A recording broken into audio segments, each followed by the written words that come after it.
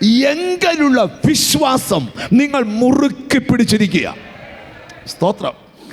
ഈ ബൈബിൾ നമ്മൾ പഠിക്കുമ്പം നിങ്ങൾ എന്നെ നോക്കിയിരുന്നാൽ ഞാൻ വചനഭാഗങ്ങളിലൂടെ നിങ്ങളുടെ ചിന്തകളെ കൊണ്ടുപോകാം. യെശയ്യാ പ്രവചനം 66-ാം അധ്യായത്തിൻ്റെ 1-ാമത്തെ വാക്യത്തിൽ വായിക്കുമ്പോൾ സ്വർഗം അവൻ്റെ സിംഹാസനവും ഭൂമി അവൻ്റെ പാദപീഠവുമാണ്. സ്വർഗം ദൈവത്തിൻ്റെ സിംഹാസനമാ, ഭൂമി ദൈവത്തിൻ്റെ പാദപീഠമാ. അത് മനുഷ്യർക്ക് ദൈവം വാസയോഗ്യമായി തന്നിരിക്കുന്നു. എന്നാൽ 1 യോഹന്നാന്റെ ലേഖനത്തിൽ വായിക്കുമ്പോൾ സർവ്വലോകവും ദുഷ്ടൻ്റെ അധീനതയിൽ കിടക്കുന്നു. സ്തോത്രം. ദൈവത്തിന് സ്തോത്രം. 7-ാം സങ്കീർത്തനത്തിൻ്റെ 7-ാമത്തെ വാക്യത്തിൽ വായിക്കുമ്പം നാം പാർക്കാൻ തക്ക പട്ടണത്തിൽ ചെല്ലേണ്ടതിന് നമ്മെ ചൊവ്വയുള്ള വഴിയെ ദൈവം നടത്തും. സ്തോത്രം. നാം എവിടെ പാർക്കണമെന്ന് തീരുമാനിക്കുന്നത് നാമല്ല, ദൈവമാണ്. എത്ര പേരതിന് ആമീൻ പറയും?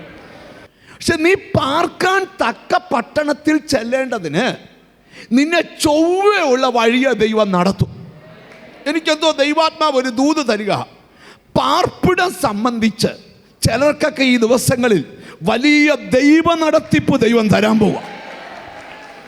സ്തോത്രം, സ്തോത്രം. ഇന്ന് ഞാനൊരു ശബ്ദം ദൈവത്തിൽ നിന്ന് കേൾക്കുന്നുണ്ട്. ചില പാർപ്പിടങ്ങൾക്കകത്ത് ഇന്ന് വിടുതലുകൾ നടക്കും. നീ പാർക്കുന്ന സ്ഥലത്തെ ചില പ്രശ്നങ്ങൾ ഇന്ന് ദൈവം കൈകാര്യം ചെയ്യാൻ പോവുക. നീ പാർക്കുന്ന സ്ഥലത്തുനിന്ന് നിന്നോട് പോരാടുന്ന ചില ദുഷ്ടശക്തികൾ ഇന്നത്തെ പ്രാർത്ഥനയിൽ പരാജയപ്പെടാൻ പോവുക.